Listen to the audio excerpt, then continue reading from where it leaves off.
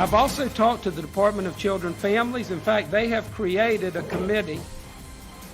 Those words spoken by Volusia County State Attorney R.J. Larissa nearly 4 months ago after deciding to charge 2 juveniles who broke out of their emergency shelter and into a neighbor's house before firing guns at deputies.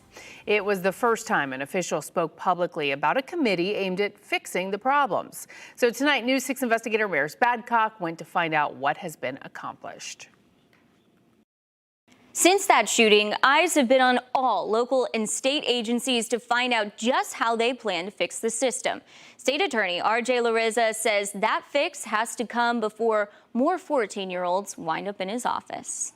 An apology letter from a 14-year-old girl accused of shooting at deputies in Volusia County alongside a 12-year-old boy is now considered a main piece of evidence in the case against her. Because for prosecutors, it's also a confession letter.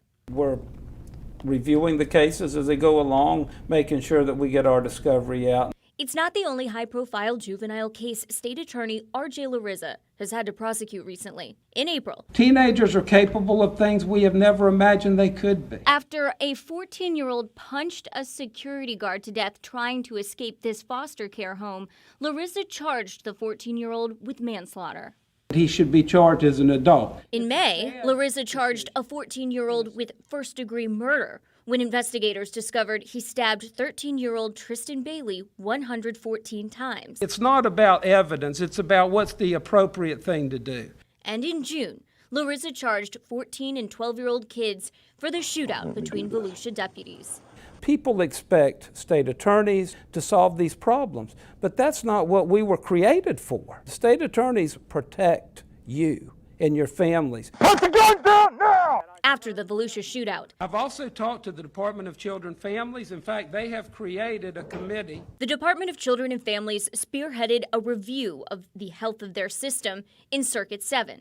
Emails obtained through a News 6 records request show representatives from Larissa's office, the Volusia County Sheriff's Office, and Department of Juvenile Justice were asked about the strengths and weaknesses of the system. The committee specifically focused on crossover children, kids who have a history with both DCF and the Department of Juvenile Justice. Public safety is our number one issue. Yet we have a lot of social impact on our system because of poverty, lack of education, lack of opportunity, and then family breakdowns, family value issues. I mean, that needs to be addressed. Emails show a final report was generated in July, but DCF has not yet provided us with a copy of it, and they did not respond to emails explaining what they think might help. Even without DCF's response, News 6 was able to find some community improvements. First, the emergency shelter, which housed 3 of the 4 juveniles Larissa charged, was shut down. That shelter was located at First United Methodist Children's Home, otherwise called FUMSH. And News 6 found before the shootout there were more than 250 reports of runaway kids in a 5-year period. After the shootout, according to the Volusia County Sheriff, the number of runaway kids at FUMSH dropped to 3. And FUMSH started hiring off-duty deputies to patrol at night. We need to get more innovative, but you got to get to them before they get to us. Right. That's the ultimate goal.